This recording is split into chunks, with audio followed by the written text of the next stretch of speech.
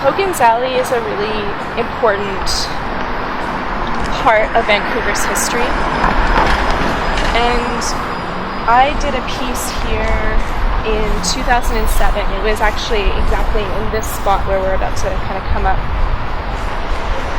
So Hogan's Alley was the black neighbourhood of Vancouver, and what happened to the neighbourhood was that around the 1950s they started planning this freeway expansion in Vancouver, and this is now a fairly well-known history, but I feel like at the time a lot of people that I spoke with didn't know about this history. So as they were building the freeway, they built this viaduct. This was the first installment of the freeway, but they planned it so that it came right through the black neighbourhood, which meant tearing down all the houses and essentially displacing the community.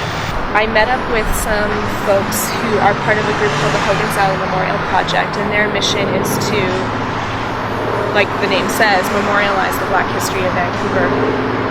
And this was one of my first times working with a community outside of the art world.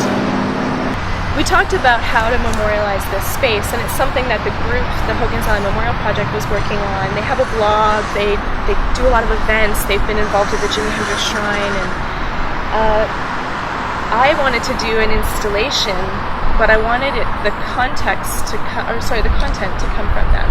You know, I was interested in the context, and I said, what if we did a floral installation, sort of in the shape and size like you would see a sign entering a city?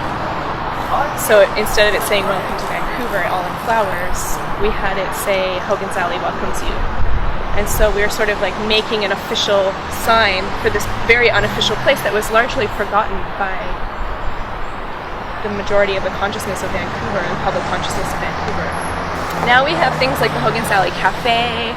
There's a bit of a commemorative sign, commemorative plaque just down the street, but those things weren't here before. Hogan's Alley was kind of an unknown history to most people. And so what we did was we all got together. I made these huge cardboard cutouts for the letters for Hogan's Alley welcomes you. They were giant, like each one was like bigger than my wingspan. And we laid out these cardboard cutouts, and I went and I bought 2,000 red impatiens, the flowers, and I brought them in a big U-Haul truck.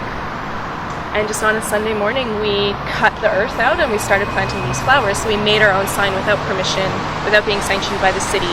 And we collectively decided to do it that way because we didn't really want the city to be able to pat themselves on the back saying, oh, look, we gave the black community a memorial. When it was really the city that ruined this neighborhood in the first place. So we just went ahead and did it. And the flowers just lasted until the winter. And so what happened was it became this kind of thing that where people would walk by and they'd say, what is Hogan's Alley? What is this? What does this stand for? And I noticed, because I was coming here every day watering the plants, because there was no water on site and I wanted to keep them alive, so I was bringing these big office jugs full of water and keeping them alive myself. People were walking by and they were informing each other about the history of Hogan's Alley. So it wasn't just becoming a myth, it was becoming a real educational opportunity for the city, but a very unofficial one. And so that was my way of responding to this place, even though that history is not my history at all. I feel like I was really lucky to work with people whose history it really is, and give them the kind of conceptual framework to make something happen.